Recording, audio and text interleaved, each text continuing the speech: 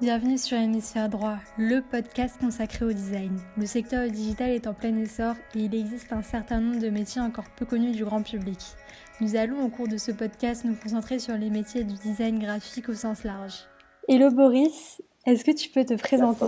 Je m'appelle Boris, je suis le CEO et cofondateur du Wagon, une école de code en 2 mois où on prend des débutants et on leur apprend toutes les bases de la programmation web pour qu'ils puissent eux-mêmes développer leurs produits technologiques au bout des 2 mois. Donc voilà, j'ai créé cette école il y a un peu plus de 5 ans maintenant. On est présent dans 30 villes à travers le monde avec le même programme, le programme de 2 mois qu'on appelle un bootcamp de programmation. Et on a vite dupliqué ce programme dans plein de villes. Et maintenant, on a plus de 4000 anciens élèves. Et on continue de développer des nouveaux cours, des nouvelles plateformes technologiques, plus axées sur les écoles. On fait beaucoup de partenariats avec les écoles maintenant, où on travaille avec des boîtes. Voilà. Après, je peux te raconter un petit peu tout mon background, mais ça prendrait du temps. En 2 mots, moi j'ai un background d'ingénieur. 3 ans en salle de marché en tant qu'ingénieur, donc dans une salle de marché, donc rien à voir avec le design, les interfaces web mobile. J'y connaissais vraiment rien à l'époque. Et je me suis mis à coder avec des amis, et c'est là où j'ai eu un peu le déclic, et j'ai quitté mon travail en banque pour me lancer dans des projets entrepreneuriaux. Et comme j'aimais bien enseigner, c'est à ce moment-là que j'ai créé le Wagon il y a 5 ans. Et voilà, depuis on a continué à faire grossir l'entreprise avec mes 2 cofondateurs. Et c'est un peu moi qui ai pris la place du designer, parce que comme on n'a jamais levé d'argent, on a tout de suite eu déjà notre site vitrine et puis beaucoup de produits en support de notre programme de 2 mois, donc beaucoup de software à développer. Et du coup, j'ai un peu pris la casquette de designer très vite, parce que mon cofondateur, mon CTO, lui, était vraiment orienté sur le back-end, la base de données, enfin tout l'aspect vraiment technique et comment on scale le produit. Et mon autre cofondateur était plus sur la partie opérationnelle, administrative. Du coup, c'était un petit peu moi qui ai endossé la casquette du designer. Voilà. Pas très concis, mais pour te donner un peu de contexte. Qu'est-ce qui t'a motivé à faire le wagon Quelle a été l'idée première ? En fait, quand j'ai décidé de quitter la banque, une salle de marché, moi je m'intéressais déjà au développement web, donc j'avais déjà commencé à faire des petits projets, mais plus pour m'amuser avec des amis, des applications web, des applications mobiles, des choses comme ça pour jouer avec ces technologies-là et puis me former là-dessus. Et en faisant ça, je m'y suis mis de plus en plus sérieusement, et j'avais pas forcément envie de lancer une app comme ça. Et du coup, en réfléchissant à ce que j'aimais bien faire, moi j'ai toujours bien aimé enseigner, et je me suis dit ce serait cool d'enseigner la programmation, mais pas comme on l'enseigne traditionnellement dans des écoles d'ingénieurs. On s'enseigne un peu du code pour des ingénieurs justement, plus avec une vision de produit, et en armant quelqu'un, en lui donnant les outils pour qu'il soit capable de lui-même concevoir et coder et mettre en production une application web. Donc en gros, je me suis dit que j'aimais beaucoup enseigner, et que c'était bizarre qu'on n'enseigne pas la programmation de façon comme ça très concrète, parce que c'est quand même quelque chose qui se prête bien à développer des produits qui vont être utilisés derrière par des gens. Et puis sur le format, on a un peu regardé ce qui se faisait. Il y avait les premiers coding bootcamp aux États-Unis en 2012, donc c'était au tout début. Et on a trouvé que le format hyper court comme ça, 2 mois, était bien, parce que comme ça, ça bloquait pas une année pour des gens qui avaient déjà fait un bac+5, ou des gens qui avaient déjà une expérience professionnelle et qui n'avaient pas envie de se relancer dans une année d'études. Du coup, c'est un peu, on a adopté ce format-là. Et donc voilà, ça s'est fait un petit peu progressivement. Je suis pas parti de la banque en me disant tiens, je vais monter une école de code. C'était pas vraiment mon idée au départ. Mais petit à petit, en faisant des projets et en réfléchissant à ce que j'aimais bien faire, et le fait que j'aimais vraiment enseigner, je me suis lancé là-dedans de cette façon-là. Concernant la formation, lorsque je m'inscris et que je sors au bout de 2 mois, qu'est-ce que je sais faire concrètement ? Tu sais développer un produit, une application web qui correspond à peu près, on va dire 95% des idées que tu peux avoir. Donc, si tu veux regarder, on a notre site, donc lewagon.com, il y a une page Démo Day où on filme tous les projets que les élèves développent sur les 10 derniers jours de formation, donc les 2 dernières semaines.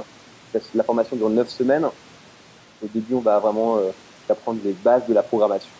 Donc, qu'est-ce que c'est qu'une variable, une boucle, une méthode, puis une condition, ce genre de choses. On va t'apprendre à écrire des scripts de code, puis on va t'apprendre à créer un logiciel avec plein de fichiers, en architecturant bien ton code en différents fichiers, puis on va t'apprendre à structurer une base de données pour que ton logiciel puisse stocker de la donnée en base de données, et puis interroger la base pour extraire des datas.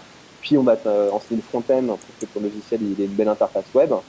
Et en fait, du coup, on t'a donné un peu tous les concepts de base pour créer une application web, donc juste un logiciel avec une interface web, HTML, CSS. Et avec ça, tu peux en fait concevoir un petit peu ce que tu veux, quoi. Donc, si tu vas sur le site où il y a toutes les démos, on filme tous les projets fin de wagon, et il y a plein de choses très variées, quoi. Tu vas avoir je sais pas, un élève qui va faire un site de data visualisation de données énergétiques, où tu peux extraire des sets de données pour des journalistes qui veulent écrire des articles sur l'économie d'énergie. Tu peux avoir plein de marketplaces.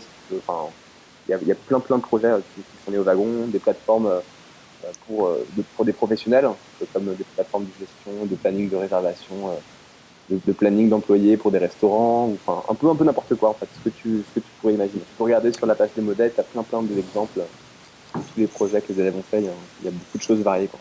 Ok. Et dis-moi, comme tu t'es improvisé designer, comment t'as fait du coup, vu que t'as pas eu de formation à proprement parler, tu t'es renseigné sur En fait, je Internet? pense que j'ai fait un peu comme tout le monde. J'ai commencé un peu à bidouiller avec du HTML et CSS ou des tutoriels que j'ai trouvés à droite à gauche. Donc là, je me souviens plus des tutos maintenant, et en plus, ils doivent être complètement obsolètes, donc je sais pas te les donner. Euh, et ce que je faisais au début était tout pourri, quoi. C'était assez moche. Et on a un peu, on allait chercher le premier site du wagon il y a 2 semaines avec mon CTO, et on s'est bien marré parce que c'était vraiment, c'était pas beau, quoi. Et en plus, c'est encore moins beau maintenant quand tu regardes avec les standards de design qu'on a actuellement, qui sont très élevés par rapport à il y a 5 ans. Mais donc j'ai commencé par, voilà, j'avais besoin de faire un site pour présenter notre programme, donc j'ai commencé par faire le site du wagon. J'avais déjà fait un peu d'HTML, CSS sur des projets perso avant. Et puis petit à petit, je me suis fait un peu. En fait, les dev front, ils se font un petit peu un moment, leur expérience. Et à l'époque, on parlait pas, par exemple, de design atomique ou d'approche par composant. Il n'y avait pas la maturité, les designers n'avaient pas cette maturité-là de designer par composant en construisant une hybride de composants réutilisables. Donc ça, c'est un peu des trucs que j'ai appris, moi, au fur et à mesure aussi que l'industrie, elle évoluait, et qu'il y avait des bonnes pratiques qui naissaient. Et tu vois, ça s'est fait un peu progressivement. Et du coup, j'ai fait plein de projets, et petit à petit, j'ai appris comme ça, quoi. C'est comme la plateforme pédagogique du wagon, elle est hyper riche, parce qu'il y a les exercices des élèves sont auto-corrigés, il y a plein d'interfaces avec des dashboards pour que les profs puissent suivre l'avancée des élèves. On a des outils de construction de planning, parce qu'on a des villes à Paris où il y a des équipes de profs de 30 personnes, avec parfois des journées à 6 à 8 profs. Du coup, c'est un mastermind pour construire un planning de profs. Donc on a aussi développé nous-mêmes tous ces outils-là. Et en fait, en se posant des bonnes questions, en ayant du bon sens, et en se documentant un petit peu, et petit à petit, j'ai appris un peu en bossant sur toutes ces interfaces, quoi. Mais il y a encore des trucs que je fais mal, et de toute façon, même un designer, un designer expérimenté, il va toujours au final développer une interface qui va remettre en question au bout de 3 mois, parce qu'il a découvert, parce qu'il y a des features qui se sont ajoutées. Du coup, il a commencé à les empiler un petit peu en rajoutant plein de liens, ou en rajoutant des menus. Et en fait, il y a un moment où l'interface, elle explose, elle devient encore trop riche, et il faut encore reposer des questions sur comment on dit refacto, comment on clean à nouveau l'interface, parce que c'est en train de devenir un peu une machine à tout faire, quoi. Donc voilà, il y a eu pas mal d'étapes au wagon où, voilà, mon apprentissage, il a suivi des étapes qui étaient des étapes des produits qu'on concevait. Puis voilà, mais j'ai fait comme tout le monde, j'ai fait des grosses erreurs de UX, j'ai construit des interfaces trop compliquées parce que j'avais pas fait de test utilisateur. Enfin voilà, à l'époque où j'ai commencé à apprendre, déjà moi je suis CEO du wagon, donc il fallait développer aussi tout l'aspect business, marketing. Le design, c'était une petite partie de ce que je faisais, enfin, et ce que je fais toujours, hein. Je suis pas designer à temps plein. Mais disons que sur cette petite partie de temps où je faisais du design, j'ai appris un peu the hard way, quoi. Est-ce que tu suis l'actualité à Paris en ce qui concerne les meet-up? Euh, Pas tellement, pas tellement. On fait nous-mêmes il y a un meet-up du wagon, sur lequel on fait pas mal de workshops d'introduction pour des débutants. Ça peut être sur du développement web. Donc, en front, on fait aussi bien code ta landing page en 2 heures que code ta librairie de composants en CSS, ou bien construire des layouts en CSS. Donc on a aussi des workshops un peu plus avancés pour des gens qui ont déjà un peu des bases en HTML, CSS. On a quelques workshops de prototypage, un peu du XUI et de prototypage rapide. Je sais qu'on a un ancien élève qui a créé un meet-up qui s'appelle The Design Crew.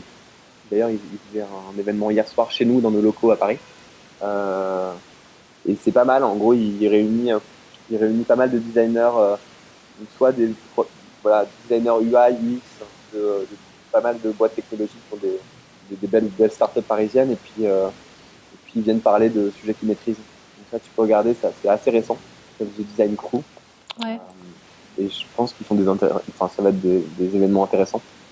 Mais sinon, non, je suis pas, j'ai plus trop le temps d'aller à des meet-ups. Je faisais beaucoup ça au tout début du lancement du wagon. Et pour me former et pour networker, mais maintenant, je fais plus trop ces événements-là. Est-ce que, du coup, tu donnes des cours d'UX aussi?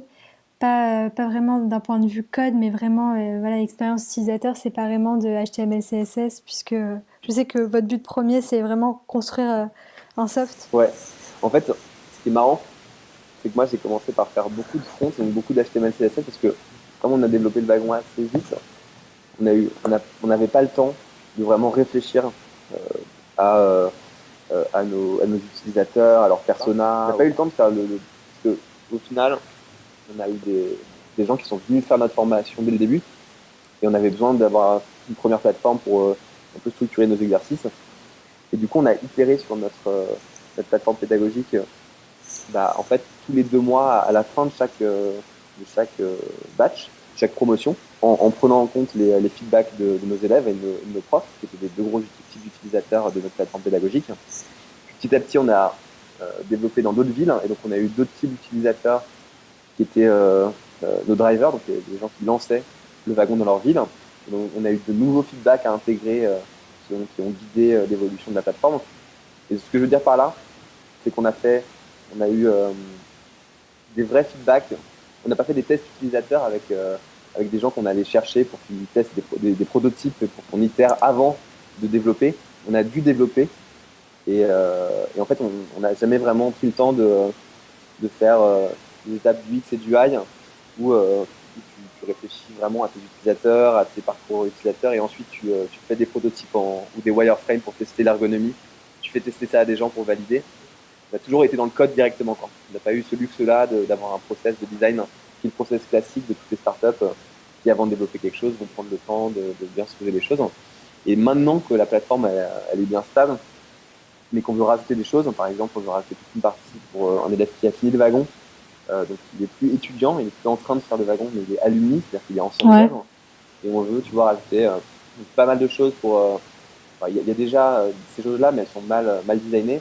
Mais des trucs un peu qu'on connaît tous, genre des annuaires d'élèves, mais un annuaire assez puissant où tu peux trouver des gens partout dans le monde et rechercher par skills. Hein, si tu cherches un mec quelqu'un avec des skills précis. On veut rajouter toute une partie. Il y a toute une partie de knowledge aussi qu'on a ajouté, qui sont plein de ressources qu'on ajoute pour quelqu'un qui a fini le wagon. Donc là, il y a plein de tutoriels qu'on a ajoutés. On veut rajouter là un job board parce qu'il y a plein de compagnies qui veulent recruter nos élèves. Donc pour l'instant, on envoie les offres sur Slack, mais on a besoin un peu de faire converger ça sur un job board. Donc là, toutes ces nouvelles parties, on se pose vraiment des bonnes questions parce qu'il n'y a pas de rush. On n'a pas des trucs qui sont des fonctionnalités vitales sans lesquelles la boîte marche plus. C'est des choses qui sont un plus pour nos élèves. Donc là, on a vraiment le temps de se poser, de réfléchir. C'est quoi vraiment en tant qu'alumni, quelqu'un qui a fini le wagon, c'est quoi vraiment tes besoins et tes objectifs et du coup, c'est quoi les parcours utilisateurs qui en découlent derrière ces parcours utilisateurs, comment on peut faire la meilleure interface pour satisfaire ces parcours utilisateurs. Et du coup, faisons un wireframe et testons ça sans coder avec un prototype sur Figma ou sur Sketch, ce qu'on veut, pour valider qu'on a trouvé une bonne interface pour chacun de ces parcours utilisateurs. Et une fois qu'on a bien validé ça, développons-le tranquillement. Donc tu vois, là enfin, on arrive dans un stade du wagon où on a le temps d'avoir un vrai process UX UI en amont du développement, alors que pendant 5 ans, en fait, on a commencé par en fait, on a fait des choses un peu dans le mauvais ordre, parce qu'on était obligé de coder des choses. On avait déjà des utilisateurs tous les 3 mois, attention, mais on n'a pas eu le luxe de faire beaucoup d'étapes de validation de prototypes, ces choses-là. c'est enfin quelque chose qu'on a le temps de faire maintenant. Du coup, moi, j'ai commencé par vraiment faire du front. Et petit à petit, quand on a un peu sorti la tête de l'eau parce que le produit, feedback après feedback, il enlevait toutes les frictions pour nos élèves et pour nos profs et pour nos managers. Petit à petit, je me suis intéressé enfin à vraiment ce que c'était que les bonnes pratiques UX UI. Donc maintenant, c'est presque que ça que je fais. Je fais plus d'HTML et de CSS, ni de JavaScript. Je suis vraiment que sur des réflexions UX UI. Comment imagines-tu ton métier dans 5 ou 10 ans? Wow, c'est compliqué parce que déjà, maintenant, alors, dans 5 ou 10 ans, en fait, le truc, c'est que moi, comme je te disais, moi, je suis pas designer, j'anime tout le senior, tous les senior level, donc je vais, je vois plus, je suis plus quelqu'un je me vois un peu comme l'allié de ma chief marketing officer, Rebecca, mon responsable des opérations, mon CFO, et je suis plus à animer cette communauté pour que des projets avancent et à contribuer à des projets quand il faut pour faire les derniers 100 mètres. Donc, en fait, je change souvent de projet, beaucoup de design, mais les 6 derniers mois, j'ai fait beaucoup de branding avec une agence. On a fait un peu un brand refresh. On a remis à jour les codes graphiques du wagon et notre charte graphique. Là, j'ai bossé avec une agence là-dessus. Cette semaine, je suis à fond on lance une nouvelle version de notre site, lewagon.com, avec une UX complètement différente parce que maintenant, chaque ville va avoir un site entier, pas juste une page, comme c'est le cas actuellement, plus avec la nouvelle charte graphique qu'on va mettre en place. Donc là, en ce moment, je suis à faire beaucoup de design sur le site du wagon et même je mets un peu les mains dans le code parce qu'il y a besoin de renfort.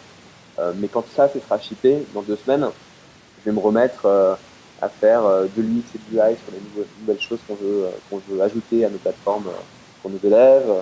Je vais me remettre à faire du marketing ou des opérations. Enfin, je vais me remettre sur des projets qui permettent de faire avancer la boîte. Donc, pour répondre à ta question, c'est vachement dur pour moi de me projeter dans un job précis parce que déjà, je suis animateur. En fait, je suis là pour que des projets avancent dans ma boîte.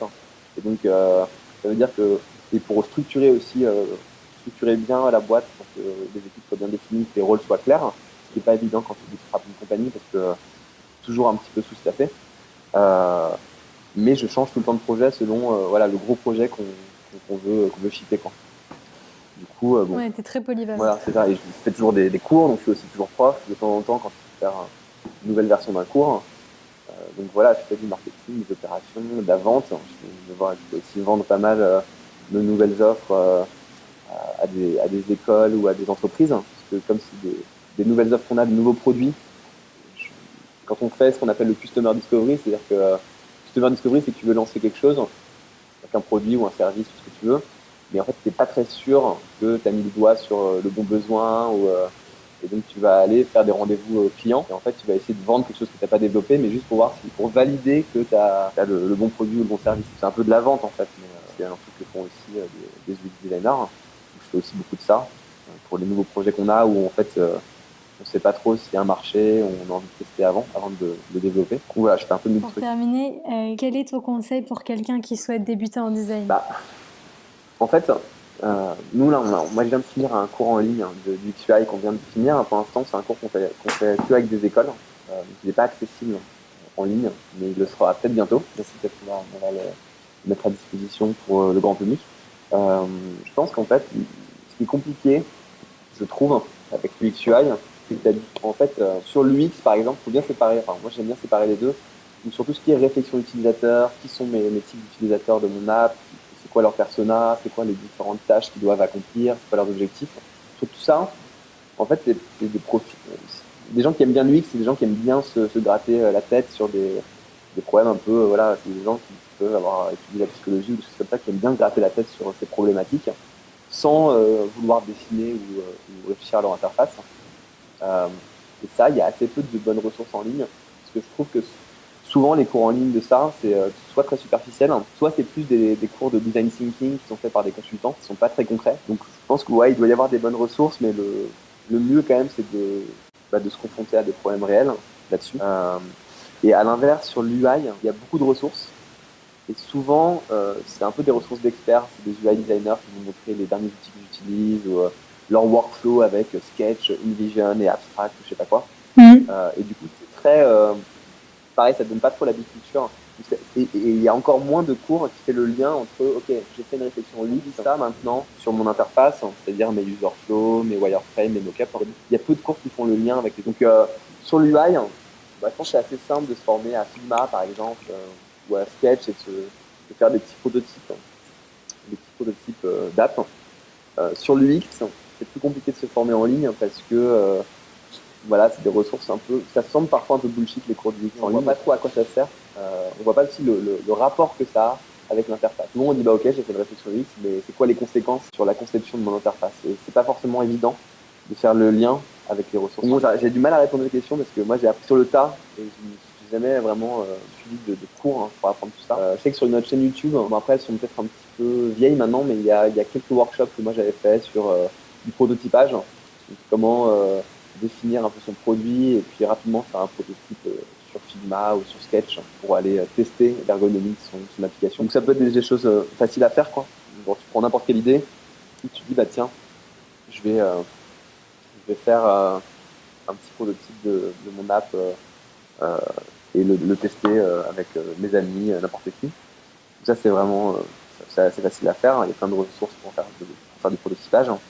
Sur, c'est soit, je sais pas, sur Udacity, sur Skillshare, je suis sûr qu'il y a plein de tutoriels très bien là-dessus, sur du prototypage. Après, sur vraiment la réflexion UX, bah là, c'est là où je trouve que c'est plus limité. Les bons cours en ligne qui vont te permettre en plus de faire le lien avec ta méthodologie du UI. Mais sur du UI pur, bah, il y a pas mal de bons tutos pour l'idée. Ça, c'est pas forcément très compliqué. Ok, super. Bah écoute, merci beaucoup, Boris. Là, je t'en prie.